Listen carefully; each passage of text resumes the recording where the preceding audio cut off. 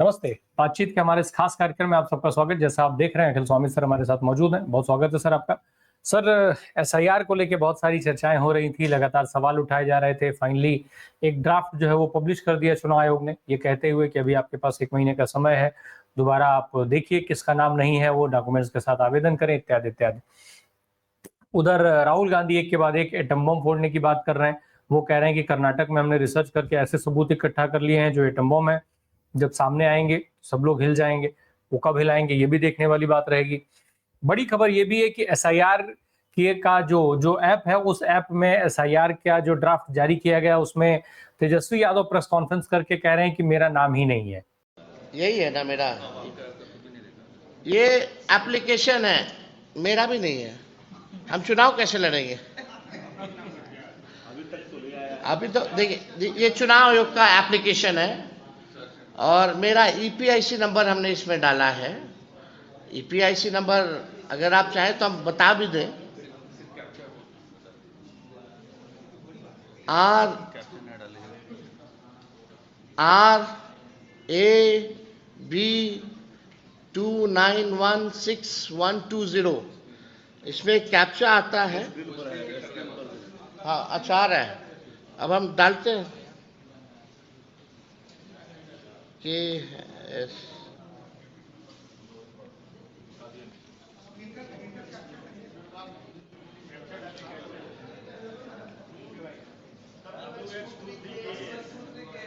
WNRN। अच्छा, उसमें दूसरा चल रहा है।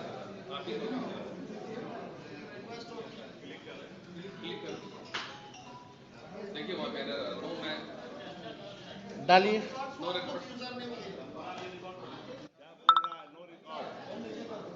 आप देखिए, डालो।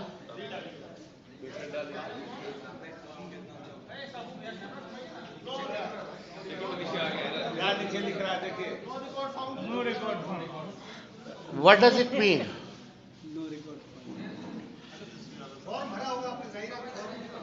हाँ भाई, चुनाव लड़ने के लिए आपको बूथ वोटर बनना चाहिए, बिहार का वोटर होना चाहिए, तब जाकर के आप चुनाव लड़िएगा। बूथ संख्या क्या है आपका? नहीं, मेरा तो यहाँ है, दीघा के वोटर है, दीघा विधानसभा वेटनरी में। अब जब चेक करना, जब मेरा नहीं है तो यही ताजुब लगेगी ना। और अमित मालविया भाजपा के लोग जो है वो पन्ना शेयर कर रहे हैं जिसमें तेजस्वी यादव की फोटो है। सर, ये कितना बड़ा सवाल है कि तेजस्वी यादव को ऐसे दावे करने पड़ रहे हैं, क्योंकि एपिक नंबर जो होता है वो जब मिलान हो रहा है तो जो भाजपा बता रही है और जो तेजस्वी यादव बता रहे हैं वो दोनों अलग अलग है। अब कितना बड़ा इशू है। बड़ा सवाल ये है कि लोकतांत्रिक देश में इस तरीके की चीजें हो रही हैं, लोग क्या करें, उनके पास क्या ऑप्शन है कि अगर चुने हुए विधायक, एक राज्य का उप मुख्यमंत्री रह चुका व्यक्ति, जब उसको अपने नाम के लिए संघर्ष करना पड़ रहा है तो आम आदमी को कौन ही पूछता है। जय संविधान। देखिए रामप्रकाश जी, आपने कहा कि राहुल गांधी बम विस्फोट करने वाले हैं। राहुल गांधी ने बम विस्फोट कर दिया। उन्होंने कहा कि हमने एक पार्लियामेंट्री कॉन्स्टिट्यूएंसी के बारे में सूचना एकत्रित कर ली और उसमें 1.5 लाख फर्जी वोट्स ऐड किए गए, ये राहुल गांधी ने बताया। और उन्होंने कहा कि 2-3 दिन के अंदर हम सारी सूची और जो फर्जी वोटर्स हैं उनके नाम भी आपको बता देंगे, और जो लोग वहां के न रहने वाले हैं ना उस मकान में रहते हैं, उस सारी सूची हम आपके सामने ले आएंगे। तो विस्फोट तो देखिए उन्होंने कर दिया। अब असली मुद्दा यह है कि उन्होंने किस पार्लियामेंट्री कॉन्स्टिट्यूएंसी के बारे में कहा, यह तो मुझे नहीं पता, ना उन्होंने बताया। लेकिन यह बात, इसका मतलब यह है कि पिछले पार्लियामेंट चुनाव के अंदर 2024 के 1.5 लाख वोट से ज्यादा की जहां पे भारतीय जनता पार्टी की लीड है, इसका माने भारतीय जनता पार्टी वो चुनाव हार गई है। अगर इसको एक्स्ट्रापोलेट कर दिया जाए कि एक कॉन्स्टिट्यूएंसी का सैंपल लिया, 1.5 लाख वोट उसमें ऐड किए गए इलीगली, तो इसका मतलब अच्छा, जो सीटें अपोजिशन जीता है 15-20 हजार वोट से, इसका माने वो 1,60,000 1,70,000 वोट से जीतना चाहिए था। अच्छा, ये भी बात पक्की है कि काशी के अंदर जो मोदी जी जीते हैं वो भी 1.5 लाख वोट से जीते हैं। और अगर जो उस पार्लियामेंट्री कॉन्स्टिट्यूएंसी जिसके बारे में इन लोगों ने रिसर्च की है, अगर काशी के अंदर भी करेंगे और 1.5 लाख वोट वहां भी फर्जी मिलेंगे, इसका माने मोदी जी चुनाव हार गए। देखिए, असली जो इशू है अगर एक भी पार्लियामेंट्री कॉन्स्टिट्यूएंसी, भाई देखिए ये बात अपोजिशन कह रहा था, आप हमको डिजिटाइज्ड वोटर लिस्ट दे दीजिए। भाई आप जानते हैं, आप तो इन चीजों को रोज करते हैं, अगर कोई डिजिटाइज्ड होगी उसको एनालाइज करना बहुत आसान है, और जो चीज डिजिटाइज नहीं होगी, भाई अब अखिल स्वामी का नाम कहां कहां है, ये आप कैसे पूरे विश्व हिंदुस्तान की वोटर लिस्ट थोड़ी छान के देखेंगे कहां कहां है। वो तो डिजिटाइज से पता चलेगा, जहां आपने अखिल स्वामी क्लिक किया, जहां जहां मेरे फर्जी वोट्स होंगे वो सामने आ जाएंगे।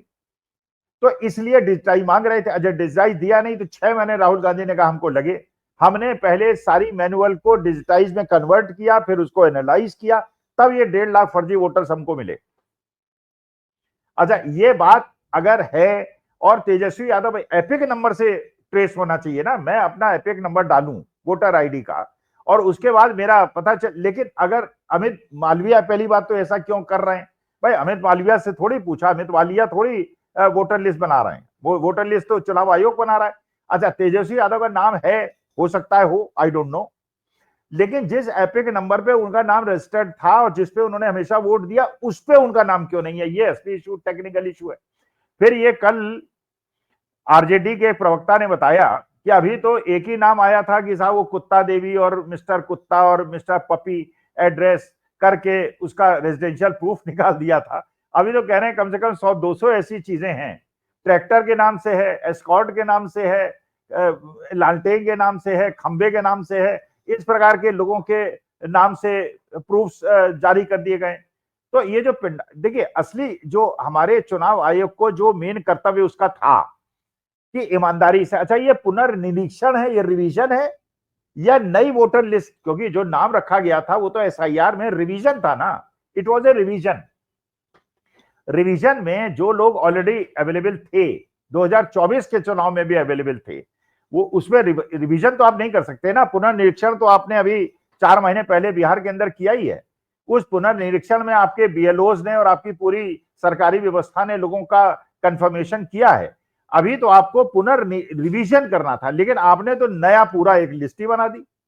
अच्छा उसमें जिस प्रकार की कोताही दिखी कि साहब वो कहीं, अच्छा उसमें ये पता चल रहा है कि अब ये कह रहे हैं कि 1 अगस्त के बाद जो लोग वोटर लिस्ट में नाम जुड़वाना है उनको डॉक्यूमेंट्स लेके आना है। अच्छा पहले जिनके नाम आपने जोड़ दिए उनके डॉक्यूमेंट्स आपने लिए नहीं, इसका मतलब जिनके डॉक्यूमेंट नहीं थे अपने लोगों के, क्योंकि सबके प्रोफाइल से पता चल जाता है कौन किसका वोटर है, तो जो वोटर के नाम पहले डलवाने थे जिनके पास, ये तो बात पक्की है, अगर इसका भी एक वो हो जाए, रिवोल्यूशन हो जाए कि जितने लोगों के नाम वोटर लिस्ट में आए हैं क्या इनके सारे डॉक्यूमेंट सबमिटेड हैं, नहीं है, क्योंकि ये तो चुनाव आयोग ने खुद कहा कि हमने आधार कार्ड के आधार पे भी लोगों के नाम ऐड कर लिए। तो कुछ लोग, ये डिस्क्रिमिनेशन हो गया, ये जो लोग है वोटर लिस्ट में उनको तो केवल आधार पे आपने नाम डाल दिए, और अब जिनके नाम आपने जानबूझ के काटे उनसे आप कहेंगे कि 11 डॉक्यूमेंट दीजिए, इसमें आधार, वोटर आईडी और राशन कार्ड नहीं है। इसका माने आपने निर्धारित कर लिया कि इनके वोट काटने हैं और 1 महीने बाद आप कह देंगे कि भैया ये डॉक्यूमेंट नहीं दे पाए। अच्छा उसके बाद जिन लोगों के पहले ही वोटर लिस्ट में नाम पड़े वो बिना डॉक्यूमेंट के रजिस्टर हो गए, और जो बाद में होंगे उनको सारे वो दिखाने पड़ेंगे। तो एक प्रकार से जो इलेक्शन आपका रिग हो गया।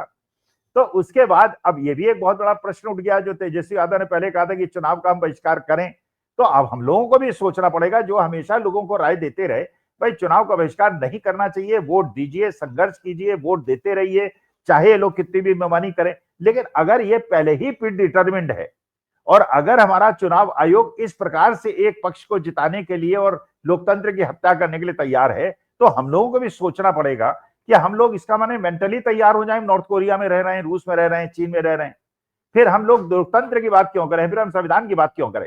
जो 400 सीटों में संविधान बदलने की बात की गई थी वो तो बदल दिया गया है। तो अभी तेजस्वी यादव ये कह रहे थे कि हम चुनाव का बहिष्कार करें, तो चुनाव आयोग ने उनकी मुश्किल आसान कर दी। अगर इस दावे में सच्चाई है तो कि उनका नाम ही काट दिया, अब आप इलेक्शन ही मत लड़िए। आप इलेक्शन लड़ेंगे कैसे जब आपका नाम नहीं रहेगा।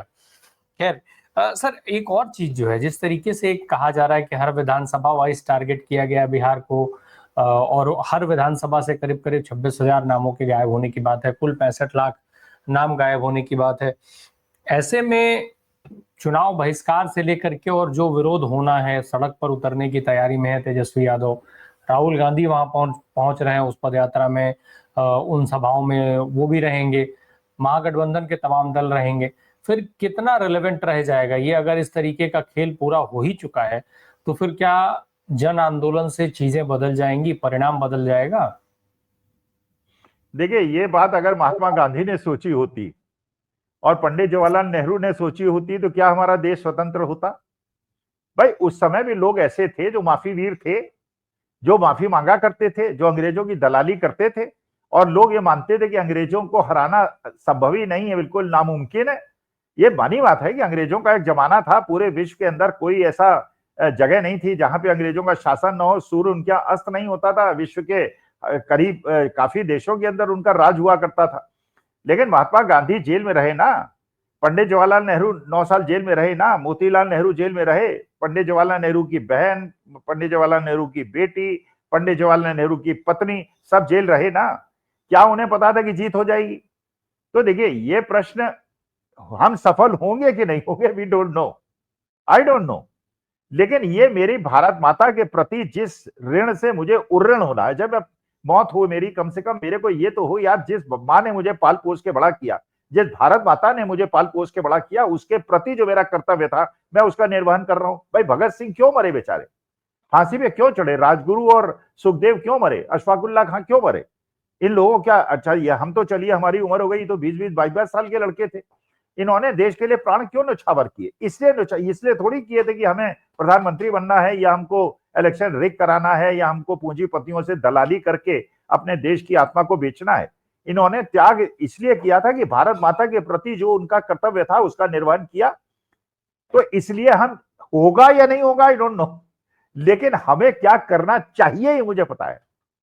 भाई, हम तो कह रहे हैं ना, जान जानी है चली जाए यार, जान तो देखिए रामप्रकाश जी सबकी जाएगी, आप भी मरेंगे, मैं भी मरूंगा, सब मरेंगे। कोई आज मरेगा, कोई 25 साल बाद मरेगा, कोई 50 साल बाद मरेगा, लेकिन किस पर्पस के लिए मरे? खाट पे लेट के मरे या देश के लिए प्राण त्यागे? कम से कम हमारी जो अगली पीढ़ियां हैं वो याद तो करेंगी यार, संघर्ष किया था। लोग याद तो करते हैं पंडित जवाहरलाल नेहरू ने संघर्ष किया, 9 साल जेल में रहे। 9 साल, जो आदमी इतना रईस परिवार का था कि सारी जिंदगी लंदन में रह सकता था बड़ी कोठी में, 9 साल जेल में रहा, पूरे परिवार उसके जेल में रहे। और कुछ लोग थे जो माफी वीर थे, आज के तारीख में भी हैं। तो ये तो अवचेतना लोगों की जागृत करनी है, जो हम लोग प्रयास कर रहे हैं। अब तो होती है कि नहीं होती है आई डोंट नो, सक्सेस मिलेगी कि नहीं मिलेगी I don't know, but I only know that what is my duty towards my motherland, that I am doing and I will keep doing that. Rahul Gandhi should come on street, Tejashwi Yadav should come on street, Mahatma Gandhi के दिखाए रास्ते पे अहिंसात्मक आंदोलन करना चाहिए। सफलता मिले या न मिले, फांसी दे दें, गोली मार दें, जो करना है कर लें, लेकिन भारत माता के प्रति जो हमारा कर्तव्य है वो तो मैं निर्वहन करूंगा, और लोगों से भी कहूंगा कि निर्वहन करें इस भारत माता के ऋण। अगर आप बिना ऋण किए चले गए तो लोग आपको याद नहीं करेंगे, और फिर वही गालियां देंगे जो इतिहास हिटलर को और मुसोलिनी को देता है। सर, उधर हम एक तरफ देश में इस तरीके का बवाल मचा हुआ है, और दूसरी तरफ दुनिया के स्तर पे अगर हम बात करें, वैश्विक स्तर पर भी स्थिति जो है बहुत भयावह होती चली जा रही है। ट्रंप एक के बाद एक फैसले ले रहे हैं, भारत पर वो टैरिफ लगा रहे हैं, पेनल्टी लगा रहे हैं। अब वो रूस से तेल खरीदे जाने को लेकर के भी कमेंट कर रहे हैं। इधर भारत की सरकार ने रूस से तेल खरीदना बंद करने की का जो है वो प्लान कर लिया है। तो एक तो ये जो पूरा वैश्विक स्तर पर खेल चल रहा है, और इन सब के बीच में प्रधानमंत्री बनारस में जाकर के, वाराणसी में अपने संसदीय क्षेत्र में जाकर के ये कह करके आते हैं कि ऑपरेशन सिंदूर से हमारा बदला पूरा हो गया, और दूसरा कि भारत जो है वो तीसरी अर्थव्यवस्था बनने जा रहा है। भाई, अगर मोदी जी हिमांशी नरवाल के पति की जान वापस कर दें, और शुभम दीदी की जान वापस कर दें, और जो 26 लोगों की शहादत हुई उनकी जान वापस कर दें, हमें बदला भी नहीं चाहिए, उनकी जान वापस कर दीजिए। उनके परिवारों को जो उजाड़ा गया है, जो पाकिस्तानियों ने उजाड़ा है, टेररिस्ट ने उजाड़ा है, और पुंछ और राजौरी के अंदर जो लोगों को मारा गया, उनकी जान वापस कर दीजिए। मोदी जी, बदला मत लीजिए, पहली बात। दूसरी बात यह, डोनाल्ड ट्रंप ने केवल यह नहीं कहा है, आपको यह पता होगा कि रॉयटर्स ने यह सूचना दी थी कि 15 दिन पहले भारत ने रूस से तेल खरीदना बंद कर दिया है, और आज डोनाल्ड ट्रंप ने, हम नहीं मान रहे हैं कि हमने बंद कर दिया है, ये रॉयटर्स कह रहा है। और आज डोनाल्ड ट्रंप क्या कह रहे हैं? डोनाल्ड ट्रंप कह रहे हैं कि भारत रूस से तेल खरीदना बंद कर चुका है। हम नहीं कह रहे हैं, हम नहीं कह रहे हैं कि युद्ध विराम हो गया है। डोनाल्ड ट्रंप बता रहे हैं युद्ध विराम हो गया है, और उसके कई घंटे बाद हम बता रहे हैं युद्ध विराम हो गया है। वो बता रहा है हमने रूस से तेल खरीदना बंद कर दिया है, राइटर बता रहा है तेल खरीदना बंद कर दिया है, हम कह रहे हैं कि तेल खरीदना नहीं बंद किया है। तो मतलब यह है विश्वगुरु कौन है? तो डोनाल्ड ट्रंप को क्या लीज पे दे दिया है मेरा देश? एक इंदिरा गांधी थी जो निक्सन को जवाब दे सकती थी, अब Donald Trump will run my country. वो रियल एस्टेट में हमारे देश के अंदर अपने रियल एस्टेट को डेवलप करेगा और पाकिस्तान के अंदर तेल के भंडार बनाएगा, और ये मजाक करेगा मेरे भारतवासियों से कि एक समय आ जाएगा भारतवर्ष को पाकिस्तान से तेल खरीदना पड़ेगा। बताइए कितना ज्यादा मजाक मेरी भारत माता का डोनाल्ड ट्रंप बना रहे हैं, और कोई प्रतिरोध नहीं हो रहा है। प्रतिरोध क्यों नहीं हो रहा है? क्योंकि कुछ सीडी और वीडियो उनके पास है। सीडी और वीडियो का खुलासा लगातार सुब्रमण्यम स्वामी कर रहे हैं, लेकिन उस पर कोई जो है वो कार्रवाई होती नहीं दिखाई दे रही है अभी तक, और उस पर भी सरकार वैसे ही मौन है जैसे एसआईआर के सवालों पर मौन है, जैसे संविधान बदले जाने के दावों को लेकर के मौन रहती है, संविधान बदले जाने के लिए 400 सीटों की जरूरत पर मौन रहती है। तो वो सुब्रमण्यम स्वामी का वो दावा कहीं ना कहीं शायद इसीलिए लोगों के बीच में जगह बनाता जा रहा है, एक विश्वास लोगों का उस दावों के प्रति बढ़ता जा रहा है, मोदी जी को लेकर के सवाल बढ़ते चले जा रहे हैं लोगों के। लेकिन सर सवाल ये उठता है कि ट्रंप ये जो दावे कर रहे हैं, अल्टीमेटली भारत सरकार अगर इन सारी चीजों पर जब खंडन नहीं कर रही है, बेशर्मी का आलम ये कि सरकार की तरफ से स्टेटमेंट जो आते हैं वो यही कहे जाते हैं कि सरकार बोलेगी नहीं, ऑन टेबल उसको सुलझाएगी। कब तक सुलझाएगी? और क्या आप उस स्थिति में हैं, आप उस हैसियत में रह गए हैं जब आप पूरी दुनिया में अलग थलग पड़े हुए हैं? देखिए, इस प्रश्न का जवाब यह है कि अमेरिका टैरिफ नहीं लगाना चाहता। उसने टैरिफ की बात और पेनल्टी की बात इसलिए की है, वो ट्रेड डील करना चाहता है। देखिए, टैरिफ से उसको बहुत ज्यादा फायदा नहीं है, क्योंकि टैरिफ लगाएगा तो इसका मतलब यह है कि भारत वाले अमेरिका नहीं भेज पाएंगे, दूसरे देशों में भेज सकते हैं। वो चाहता है ट्रेड डील हो जाए, मतलब अपना माल भारत के अंदर घुसा दे। और आप देखिएगा अभी आपको 1 महीने के अंदर सूचना मिल जाएगी, ट्रेड डील हो गई। जो ये कह रही है भारत सरकार, वी आर नेगोशिएटिंग, किस चीज को नेगोशिएट कर रहे हैं? ये टैरिफ को नेगोशिएट नहीं कर रहे हैं, ये ट्रेड डील को नेगोशिएट कर रहे हैं। उनकी कारें, उनकी विस्की, उनका एग्रीकल्चर प्रोडक्ट्स, उनके पोल्ट्री प्रोडक्ट्स, उनके हॉर्टिकल्चर, ये देखिएगा टैक्स कम कर देंगे और अमेरिका अपना माल भारत के अंदर ठोक देगा, और हमारी पूरी इंडस्ट्री और हमारा एग्रीकल्चर बर्बाद हो जाएगा। या नोट कर लीजिए। अच्छा, दूसरी बात जो आपने सुब्रमण्यम स्वामी का नाम लिया, आप राम प्रकाश जी ये बताइए, जब राहुल गांधी ने एक स्टेटमेंट दिया था, ललित मोदी, नीरव मोदी, ये सारे मोदी चोर क्यों होते हैं? ठीक है, उस पर उन्हें मानहानि हो गई थी, 2 साल का दंड मिल गया था। अब ये बताइए कि अगर सुब्रमण्यम स्वामी खुलेआम नाम लेके मेरे देश के यशस्वी प्रधानमंत्री मोदी जी का अपमान कर रहे हैं और ऐसे आरोप लगा रहे हैं जो किसी पे भी लगेंगे तो तिलमिला जाएगा, और मानहानि नहीं हो रही है, डिफेमेशन नहीं हो रहा है, इसका मतलब इंटरप्रेट कीजिए आप। इसका मतलब यह है कि वास्तविकता में स्वामी जो कह रहे हैं वो सच है भाई, वरना अभी तक डिफेमेशन हो गया होता, अभी तक सुब्रमण्यम स्वामी को जेल भेज दिया गया होता कि आज झूठे आरोप देश के प्रधानमंत्री नाम लेके कर रहे हैं। पिछली बार तो राहुल गांधी ने ललित मोदी और नीरव मोदी का नाम लिया था, और दोनों अलग अलग जात समुदाय के हैं, वो मोदी कम्युनिटी के हैं भी नहीं। ललित मोदी और Nirav Modi they don't belong to the same, उनके ओरिजिन डिफरेंट है और उनके सरनेम अलग कारण से अलग हैं। भाई पीलू मोदी थे, पीलू मोदी कोई ये वाले मोदी थोड़ी थे, वो अलग थे, लेकिन वहां मानहानि का केस हो गया था, यहां मानहानि का केस नहीं हो रहा है। तो you have to understand as to what is written between the lines. इसका मतलब यह है कि ये बात सुब्रमण्यम स्वामी की बात में दम तो है, वरना अभी तक तो उनको अरेस्ट करके जेल में भेज दिया गया होता और उन पर मुकदमा दायर हो गया होता। इसका माने स्वामी जी ने भांप लिया है ये मामला ऐसा है जहां मैं वार पे वार करूंगा और ये जवाब नहीं दे पाएंगे। बिल्कुल, और वो उसी तरीके से करते हुए दिख भी रहे हैं, जिस तरीके से सतपाल मलिक पे कोई कार्रवाई नहीं कर पाए, प्रधानमंत्री कोई कार्रवाई नहीं कर पाई, तमाम एजेंसियां कोई कार्रवाई नहीं कर पाई, केंद्र की सरकार, और वही स्थिति सुब्रमण्यम स्वामी की। उन्होंने लगातार मोर्चा खोला हुआ है, वो कई नामों तक का जिक्र कर रहे हैं। खैर, एक और चीज हुई सर। एक तरफ अमित शाह साहब कहते हैं कि कोई सनातनी जो है वो, कोई हिंदू जो है वो आतंकवादी नहीं होता, सनातनी आतंकवादी नहीं होते, और दूसरी तरफ मालेगांव के जो ब्लास्ट में जितने भी आरोपी थे उन सबको बरी कर दिया जाता है।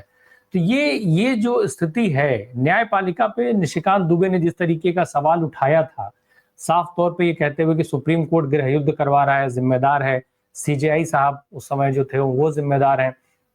तो ये जुडिशरी ने जो अपनी वक्त खोई है, ये सारी चीजें क्या उससे कनेक्टेड है? नहीं नहीं, देखिए इसमें न्यायपालिका पे प्रश्न उठाना ठीक नहीं है। ये प्रोसिक्यूशन का काम है, कोर्ट का काम इन्वेस्टिगेशन नहीं है। कोर्ट का काम है जो इन्वेस्टिगेशन करके उनके सामने रिपोर्ट रखी जाए उस पर निर्णय देना। इन्वेस्टिगेशन कौन कर रहा था भाई? अभी आपको नई खबर मिली होगी, बिहार के अंदर जो पेपर लीक हुआ था उसका जो मुख्य साजिश करता था उसको इसलिए छोड़ दिया गया क्योंकि 8 महीने तक चार्जशीट नहीं दाखिल हुई। चार्जशीट क्यों नहीं दाखिल होती आप जानते हैं? चार्जशीट दाखिल नहीं हुई क्योंकि छोड़ना है। अच्छा, ये भी आप अभी तक तो आप केवल मालेगांव की बात कर रहे हैं, मुंबई ब्लास्ट पे अभी 10 दिन पहले निर्णय हुआ है। अब ये बताइए, कुछ मुसलमान आतंकवादी, कथित आतंकवादी जिनको 16 साल जेल में रखा गया, 16 साल, अब कोर्ट कह रहा है क्योंकि प्रोसिक्यूशन, भाई अगर कोर्ट ही में जाके पुलिस कहती है तो ये कोर्ट थोड़ी कहेगा कि हम इन्वेस्टिगेशन करेंगे, जज साहब खुद जाके इन्वेस्टिगेशन थोड़ी करेंगे। तो मेरे ख्याल से कोर्ट पे प्रश्न उठाना ठीक नहीं है। इसका माने जो आज महाराष्ट्र के अंदर सरकार है और जो बिहार के अंदर सरकार है, बिहार सरकार ने पेपर लीक के मामले में मुख्य साजिशकर्ता को बचाया और महाराष्ट्र के अंदर मालेगांव और मुंबई ब्लास्ट में गरीब लोगों की मौत करा के उनको बचाया। तो the onus lies on the prosecution, not the court. ये जो परिस्थितियां हैं, जो न्यायपालिका को चाहे जो कुछ भी कह लिया जाए सर, लेकिन जितनी भी चीजें बनी, जगदीप धनखड़ जितने हमलावर हुए, निशिकांत दुबे जितने हमलावर हुए, जस्टिस वर्मा के घर कैश मिला, कैश जला हुआ कैश मिला, उस पर जिस तरीके से सुप्रीम कोर्ट का रुख आया, क्या ये सारी चीजें हम न्यायपालिका को आखिर इतनी वैल्यू क्यों दें? क्यों हम उससे उस पर सवाल ना उठाएं? क्यों नहीं उठाया जाना चाहिए सर सवाल? अरे एक बात बताइए राम प्रकाश जी, मान लीजिए, मुझे नहीं पता आपका कितना बड़ा फ्लैट है, कितने बड़े मकान में आप रहते हैं, आपके गैराज में आके अगर कोई आदमी जो आपको फंसाना चाहता है, मैं केवल कानून की दृष्टि से बोल रहा हूं, आपके यहां जाके 50 लाख रुपए का एक बोरी रख दे और नकली नोट की रख दे, असली भी ना रखे, नकली नोट की रख दे। अच्छा, उसके बाद वहां आग लगा दे और उसके गैराज के अंदर, जिसके अंदर आप गए नहीं, आप कहीं बाहर गए हुए हैं घूमने घामने, और वो बोरी ला के रख दे, उसमें आग लगा दे। उसके बाद पुलिस आए और फायर ब्रिगेड आए, पुलिस एफआईआर ना लिखे, पुलिस फोटोग्राफी ना करे, पुलिस उसकी कोई मुकदमा दर्ज ना करे और बुझा दी जाए आग, और ये भी अधजल्य नोट जो है वो भी ना मिले, और इसके बाद कोई जो कानूनी कार्रवाई होती है वो ना हो, फिर ये कहें कि राम प्रकाश जी दोषी हैं। भाई जैसे मैं तो एक आपको बड़ा अच्छा उदाहरण देता हूं, जब आप किसी मॉल वगैरह में जाते हैं, नॉर्मली आप कार चलाते रहते हैं, ड्राइव करते रहते हैं, वो कहता है डिक्की खोलिए, आपने डिक्की खोल दी, नॉर्मली आजकल ऑटोमेटिक है, आपने अंदर बैठे बैठे डिक्की खोल दी, वो 5 सेकंड लेता है, एक डंडा सा दिखाता है, डिक्की बंद कर देता है। होता है कि नहीं आपके साथ? होता है ना राम प्रकाश जी? अगर मान लीजिए 10 ग्राम कोकीन डाल दे उसी समय, वो केवल आपको फंसाने के लिए, और फिर कहे कि राम प्रकाश जी जो है ड्रग सप्लाई करते हैं। भाई आप ये सोचिए ना यार, जज साहब पे जब कानूनी प्रक्रिया का आपने पालन ही नहीं किया, आपको पुलिस को वहां जाके बकायदा उसकी रोजनामाचा बनाना चाहिए था, कब आए कब गए, फोटोग्राफी होनी चाहिए थी, उसके हर चीज दस्तावेज लेने चाहिए थे, 4 इंडिपेंडेंट विटनेसेस लेने चाहिए थे। इसका मतलब यह है क्योंकि सरकार जुडिशरी को बदनाम करना चाहती है और कॉलेजियम सिस्टम को खत्म करना चाहती है, ये मेरा हंच है। मुझे नहीं पता कि वर्मा जी निर्दोष हैं कि दोषी, आई डोंट नो, जो भी दोषी है पकड़ा, लेकिन ये मेरे लिए बड़ा बड़ा मुश्किल है कि जो आदमी मेन मकान में रहता हो उस गैराज के अंदर नोट रखेगा जिसमें गार्ड्स रहते हैं और जिसकी हालत बहुत खराब है, उसमें 50 करोड़ 15 करोड़ रख देगा और कैश रखेगा। अब वो असली नोट है, नकली नोट है, जले हुए नोट हैं। पहले फायर ब्रिगेड ने कहा कि नोट मिले जले हुए, फिर कहता है नहीं नोट नहीं मिले, फिर कहता है मिले। तो इसमें इतने ज्यादा कंट्रडिक्शंस हैं। तो इसमें मेरे ख्याल से जो पार्लियामेंट के अंदर होना है उसके बजाय और कोई भी दंड और कोई डिस्कशन करने से पहले इसके ऊपर जो कपिल सिब्बल उनका वर्मा जी का केस लड़ेंगे, और कपिल सिब्बल ने एक एक चीज उसके अंदर बताई है। भाई इस प्रकार से तो जिसको कल राहुल गांधी के उसमें, जैसे एक बार आपने देखा ही था कि वहां पे शरद पवार के यहां जाके उनकी तलाशी ले रहे थे, उनके बैग की, तो शरद पवार ने कहा कि अपने बैग की भी तलाशी दो पहले, क्योंकि अगर आपको अपनी तलाशी लेने आए और आपके बैग में उन्होंने कुछ गलत चीज डाल दी और उसके बाद आपको अंदर कर दिया, फिर लोग कहेंगे बेईमान थे, ड्रग्स पर लायर थे। भाई अगर इस प्रकार से होने लगेगा तो देखिए संशय होना चाहिए, लेकिन जुडिशरी को बदनाम करने का एक स्ट्रेटेजी भी हो सकती है कि जुडिशरी को इतना बदनाम कर दो कि लोग उस पर विश्वास लगे। देखिए मैं पर्सनली, मैं कितना भी हो जाए, मैं तो न्यायपालिका पे विश्वास रखूंगा। चलिए, अब जिस तरीके से फिलहाल ये संघर्ष चल रहा है, आज सत्ता जो है वो विपक्ष से लड़ने के साथ साथ तमाम संस्थाओं से लड़ रही है। संस्थाओं से लड़ना उसकी मजबूरी बन चुकी है, क्योंकि अगर ये संस्थाएं जीवित रहीं, संस्थाओं में दम रहा तो सरकार का दम निकाल देंगी। इसलिए संस्थाओं को बेदम करना सरकार की मजबूरी है, और सरकार शायद उस दिशा में प्रयासरत है, लगी हुई है। अब एक वोट का अधिकार जो सामान्य व्यक्ति के लिए सबसे मजबूत अधिकार था, उस पर भी सरकार ने एक तरीके से चोरी करने का काम शुरू कर दिया है। जैसे दावे किए जा रहे हैं, जैसे आंकड़े सामने आ रहे हैं, जिस तरीके से लोगों के नाम कटने की बात आ रही है, देखते हैं कहां तक पहुंचता है ये और क्या समाधान निकलता है। बहुत बहुत धन्यवाद सर हमसे बात करने के लिए। Thank you so much.